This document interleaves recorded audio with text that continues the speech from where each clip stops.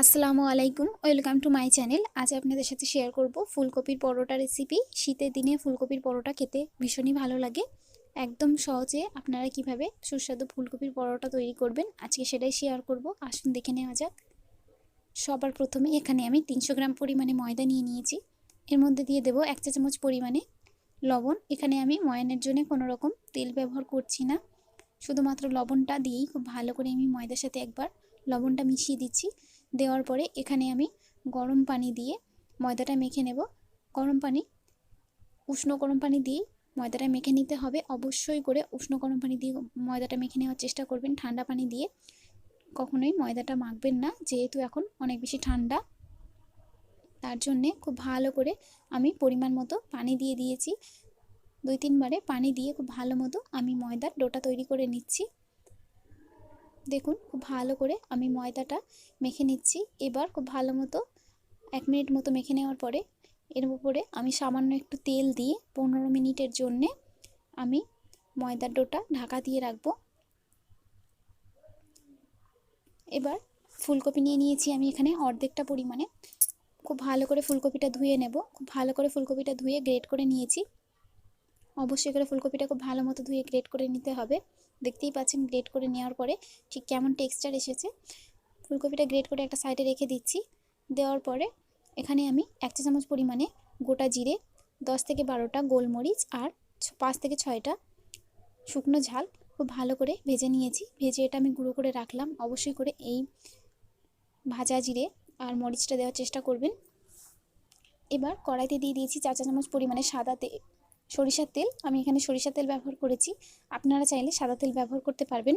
খুব ভালো করে সরিষার তেলটা গরম করে নেওয়ার পরে এর মধ্যে একটা পেঁয়াজ কুচি দিয়ে দিয়েছি। পেঁয়াজটা সামান্য একটু লাল করে নেওয়ার পরে এর মধ্যে দিয়ে দেবো 2টো কুচি করে নেওয়া কাঁচা ঝাল। কাঁচা ঝালটা দিয়ে খুব ভালো করে পেঁয়াজটা আমি একটু হালকা করে ভেজে নেব। খুব বেশি গাঢ় করে পেঁয়াজটা প্রথমে ভাজার দরকার নেই, একটু হালকা করেই পেঁয়াজটা ভেজে নিতে হবে। ঠিক যেভাবে করে আমি দেখাচ্ছি এইভাবে করে একবার এই ফুলকপির পরোটা আপনারা বাড়িতে তৈরি করে দেখুন। আশা করছি অনেক বেশি ভালো লাগবে আপনাদের কাছে। দেখতেই পাচ্ছেন পেঁয়াজটা হালকা করে ভেজে নেওয়ার পরে এর মধ্যে আমি গ্রেট করে নেওয়া ফুলকপিটা দিয়ে দিলাম। ফুলকপিটা দিয়ে খুব ভালো করে এবার আমি তেলের মধ্যে 2 মিনিট ফুলকপিটা ভেজে নেব। এইভাবে করে নিলে ফুলকপির পুরটা অনেক বেশি ভালো হয়। তাই জন্যে একবার হলেও আপনারা এইভাবে করে দেখবেন, আর অনেক সহজেই হয়ে যায়। খুব ভালো করে আমি ভেজে নিচ্ছি। এখনও পর্যন্ত আমার চ্যানেলটা সাবস্ক্রাইব না করে থাকলে অবশ্যই করে সাবস্ক্রাইব করে দেবেন।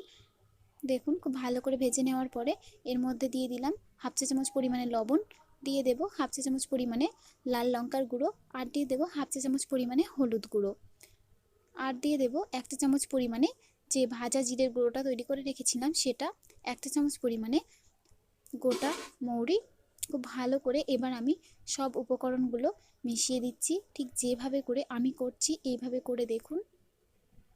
অবশ্যই করে ঝালের পরিমাণটা আপনারা বুঝে দেবেন, যেহেতু ঝাল কাঁচা ঝালে আছে, গুঁড়ো ঝাল মরিচ সব কিছুতেই ঝাল আছে, তার জন্য অবশ্যই করে ঝালটা একটু বুঝে ব্যবহার করবেন। তবে পরোটাটা একটু ঝাল ঝাল হলে খেতে ভালো লাগে, তাই জন্য ঝালের পরিমাণটা আমি একটু বেশি করেই দিয়েছি, তবে আপনারা আপনাদের টেস্ট অনুযায়ী দেবেন। খুব ভালো করে মশলাগুলো মিশিয়ে নেওয়ার পরে 1 চা চামচ পরিমাণে চিনি দিয়ে দিলাম। 1 চা চামচ পরিমাণে চিনি দিয়ে 1 মিনিট আরও আমি এটা খুব ভালো করে কষিয়ে নিচ্ছি। খুব ভালো মতো কষিয়ে নেওয়ার পরে দেখতেই পাচ্ছেন এর টেক্সচারটা ঠিক কেমন এসেছে। এই ফুলকপির পুরটা এইভাবে তৈরি করে পরোটা বানালে পরোটাগুলো অনেক বেশি টেস্টি হয়। রেসিপিটি কেমন লেগেছে অবশ্যই করে আমাকে আপনারা কমেন্ট করে জানাবেন। দেখতেই পাচ্ছেন খুব ভালো করে পুরটা তৈরি হয়ে গেছে। এবার আমি পুরটা নামিয়ে রাখবো। পুরটা আমি এভাবে করেছি, করে একটা সাইডে নামিয়ে রাখছি। রেখে এবার যে ময়দার ডোটা আমি তৈরি করে রেখেছিলাম সেই ময়দার ডোটা 1 মিনিট খুব ভালো করে এভাবে হাত দিয়ে আমি প্রথমে মেখে নিচ্ছি। খুব ভালো করে এভাবে মেখে নিয়ে এর থেকে আমি লেচিগুলো কেটে নেব। খুব বেশি বড় করে লেচি কাটবেন না, যেরকম রুটি তৈরি করা হয় ঠিক রুটির থেকে একটু বড় সাইজে করে লেচিগুলো কেটে নিতে হবে। দেখতেই পাচ্ছেন একইভাবে সব লেচিগুলো আমি কেটে নিচ্ছি। নেওয়ার পরে একটা পরোটা আমি বেলে দেখাচ্ছি। প্রথমে আমি একটা লেচি নিয়ে নিয়েছি, লেচি থেকে একটা রুটির আকারে বেলে নেব। ঠিক যেরকমভাবে আমরা রুটি তৈরি করি সেরকম শেপেরই আমি বেলে নিচ্ছি। তারপর আমি পরোটা শেপটা দেব। দেখুন আমি রুটির আকারে বেলে নিয়েছি, নেওয়ার পরে ঠিক এইভাবে পুরটা আমি এর উপরে দিয়ে দিচ্ছি। তবে আপনারা চাইলে আপনাদের পছন্দ মতো শেপ দিয়ে নিতে পারবেন। দেখুন পুরটা দেওয়ার পরে ঠিক একটা সাইড দিয়ে এভাবে ভাঁজ করে নিয়ে আরও একটা সাইড দিয়ে দুটো মাথা এক জায়গায় করে নিতে হবে। ঠিক এইভাবে করে নিয়ে নিচ দিকটা সিল করে দিলেই হয়ে যাবে। দেখুন যদি আপনারা চান ঠিক এইভাবে করেও কিন্তু পরোটাটা তো ভেজে নিতে পারেন। তবে আমি ঠিক এইভাবে প্রথমে সিল করে দিচ্ছি। দেওয়ার পরে পরোটাটা আমি একটু সামান্য বেলে নেব। আপনারা এইভাবেও করে নিতে পারেন, তবে আমি একটু বেলে নিচ্ছি। প্রথমে একটা সাইডে গুঁড়ো ময়দা দিয়ে দিলাম, দিয়ে ওই সাইডটাও আমি গুঁড়ো ময়দা দিয়ে দিচ্ছি সামান্য একটু, দিয়ে আলতো হাতে আমি বেলে নিচ্ছি। এভাবে করে নিলে পুরটা বার হয়েও যায় না আর দেখতেও ভালো লাগে, তাই জন্য আমি শেপটা এভাবে দিয়েছি। আপনারা চাইলে আপনাদের পছন্দ মতন দিতে পারবেন। খুব ভালো করে হালকা করে আমি বেলে নিলাম।